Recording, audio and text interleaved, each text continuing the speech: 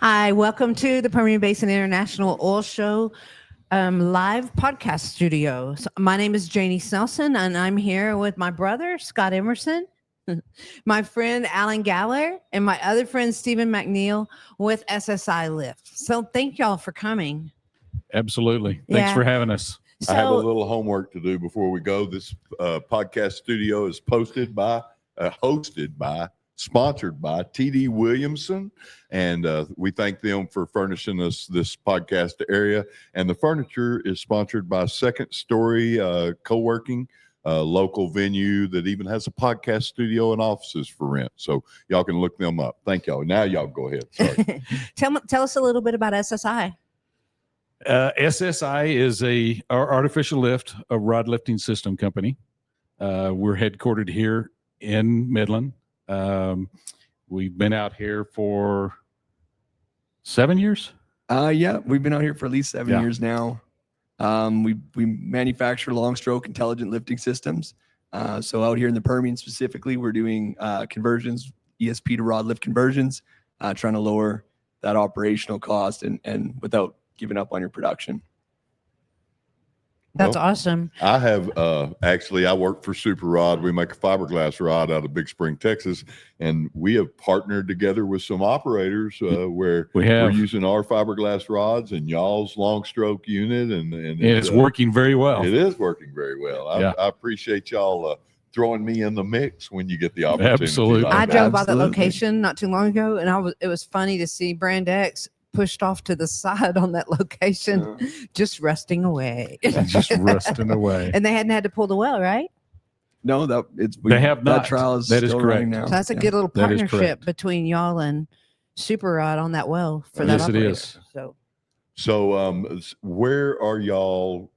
Where's your main area of focus right now? Is it just the Permian or everywhere? I would say the Permian. Yeah, definitely. The Permian is our largest operating area here in the U.S. We also do North Dakota. We're opening up some stuff in Uinta up in Utah. And then we also work in Canada. We do some international stuff as well in South America and the Middle East. And then we opened our newest office in Brisbane, Australia just this year. Oh, wow. That's amazing. All right. It's a long flight. I've been to some events before where y'all actually had a unit out in the parking lot that you could go witness. Did y'all bring one today? We did not, because we didn't get any outdoor space, but I'm working on that. Okay. We will be able to do that in the future. Future shows. Yes. Y'all have a booth here today? Yeah, we do. Absolutely. E39. Where? E39. Building E. E39. Yes, All sir. right. That's good, man. So a differentiator between your units and other hydraulic units, one of the neat things that I see is the other hydraulic units take 3 cranes to set up in a day, and y'all take one? Yeah, definitely the geometry of our unit sets us apart from our competitors. A lot of hydraulic units are wellhead mounted, which really limits their lifting capacity and the production capacity. We took a different approach. We have our own base system where the unit, we can have longer stroking units, the higher lifting capacity. However, we still have the ease of workovers where you're able to track them back and forth on the track back system. And with that, because they're modular and completely built in 2 different parts that are basically hooked up on site, the installation is only 4 hours. What I like about y'all's unit is you can actually control the upstroke, the speed of the upstroke, the speed of the downstroke. It's adjustable. And I'm assuming now that y'all have the technology that it can be adjusted not only on location, but remotely. Correct. And that's one of the things that Stephen wanted to kind of point out today is we call ourselves a disruptive technology. And with having a non-fixed stroke length pumping unit, it offers a lot of advantages that conventional units do not. And I think Stephen had a few things he wanted to speak to about that. Please do. Absolutely. We have a logic package within our unit. We call it Smart Speed Logic.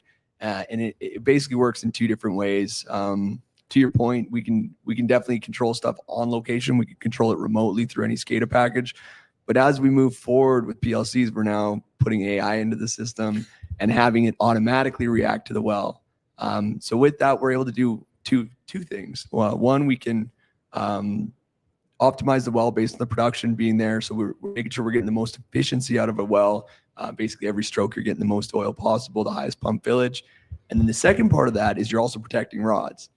So, with our rods, we always want to make sure we're not damaging them. We're not putting them into compression, those kind of things. So we can set pound values within our unit where it avoids putting them into compression. It can sense gassing issues, slow down, speed up, pause, turn around and stroke, a bunch of different things. So it's having that non-fixed stroke length, having that PLC within the unit. It allows you to do some pretty incredible things when you compare it to a traditional pump jack with a fixed stroke length moving around in a circle. Yeah. So for those of y'all that don't know, a rod pumping system is I generally make this motion. We connect the pump jack to the oil, and actually their stroke length runs like this. But you're telling me that let's say you have a horizontal well, and all of a sudden it gets a big bubble of gas and has gas interference. Your unit can notice that and immediately change stroke to allow that gas to dissipate, get a full pump load, and keep on pumping. Absolutely. The unit will register that. You get a card so you can see it too, but without any human intervention, our unit will see that, slow down, let the gas come through, and then once it gets full pump cards again, it'll speed back up. Well, I can see why it's disruptive, Alan, because I come from old school in the 70s when we ran our pump jacks with Ajax motors, and they ran, and if they were pounding, they just kept pounding, and the compression tore up rod strings rather quickly. Y'all are changing the way the industry rod lifts. Absolutely. I think, we love our operators. Our operators are out there operating these wells, but you can't look at every well all the time. Right. So having something like this, I sometimes refer to it as a well watchdog. It basically is looking at every stroke, every card, and making an intelligent decision on what to do next. That Steve and I used to say that a lease operator, of course, we were called pumpers when I started, and it was like the scout on the wagon train. He was always out there looking for trouble before it started, and tried to steer and call the roustabout company, all that. It's almost like y'all are a lease operator in the pumping unit. Correct. Absolutely. It's amazing. Like, I have a lot of respect for the operators out there. They're working all the time, but those bad gas interference cards, they're going to come in at 3 a.m. and you want your unit to react to that, not sit and hammer away until somebody intervenes at 6 or 7 a.m. So how does the cost compare to a conventional, Lufkin pumping unit? That's a good question. So when we look at our conventional pumping units, nowadays with a higher production well, you're going to see things like a VFD, a pump off controller, or a SCADA package, your belt shifts, weights, all that kind of stuff. Lots of jewelry. Yep. So, if you add all those things in together to your traditional, say, 912 system, sure, then we would be competitive. Gotcha. That's the price that we're aiming for, is basically a fully kitted out 912, and that's where we. So you're a little more expensive up front, but it sounds like you're going to save all kinds of money on optimization. Absolutely. And then another big slice of our business too is them ESP conversions. So when we get our ESPs, definitely have a place in our industry. But on those lower producing wells, once you get down to 800, 600 barrels, you start to burn them up, right? They become expensive, and your run times suffer a little bit. So giving that option to go onto rod sooner and lift at 600 to 800 barrels, you're able to lower your lifting costs, increase your profits on that well. And another kind of side thing that we've seen with those ESP conversions is a lot of customers here struggle with power requirements in their fields. Yeah. They're only able to get X amount of horsepower. And when you look at converting units, you're usually converting 200, 300, even 400 horsepower ESPs down to 125 horsepower rod pumping systems. So what that allows you to do is convert a couple of wells and then open up horsepower for your new well and the 400 horsepower ESP. Right. We've seen that as an advantage. Horsepower for ESPs as well as for drilling. Right. Yeah. Right. Well, we SSI and Super Rod, we're not prejudiced at all, but rod lift is the way to go if you want to save money. So Correct. I would agree with that About a statement. 67%. We've calculated about a 67% savings on LOE on electrical savings. well, if Wow. you've got an ESP in the hole and you look at your electric bill every month, you know what it costs. So Right. it's very expensive. When, I want Absolutely. to say one thing. When the well does communicate back to the operator, it's also communicating with y'all, so y'all know all the blips and if anything needs to be adjusted, if it ever does. Absolutely. Yes. Like a system like this, it watches over 300 parameters all at the same time. It can communicate with everybody. We can get you set up so someone will communicate with you. If you Yeah, want, I love you, Jamie. but not that much. No.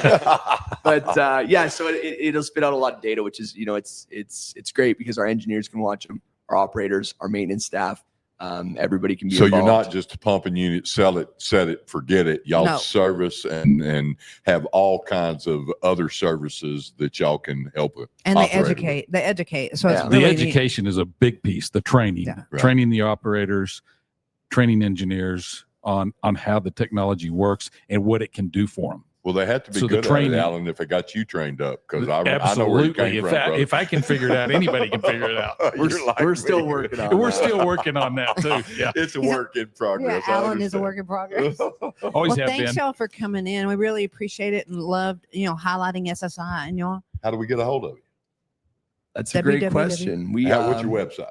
Website is ssilift.com. That's simple. SSI. Very simple. We're on SSI Lift. Facebook. We're on LinkedIn under the same. Under the same Everybody should be address, on LinkedIn. so- If you're And not business, so. Absolutely. We've just moved into a new facility on 1788, just south of the Texaco there on 158. Oh, good. So about a quarter mile south. I know right where you are. That's exactly. good. Yeah. So yeah, that's New right. That's location. where our new location is. So Congratulations. Would you Yeah. welcome people to come tour Absolutely. it and look at it? absolutely, we've got the demo Absolutely. unit out there. We've got inventory there. Yes. If y'all Absolutely can't welcome find anybody. Alan or Steven on LinkedIn, find me or Janie. We'll get you hooked up with them and go over there and see what they've got going on.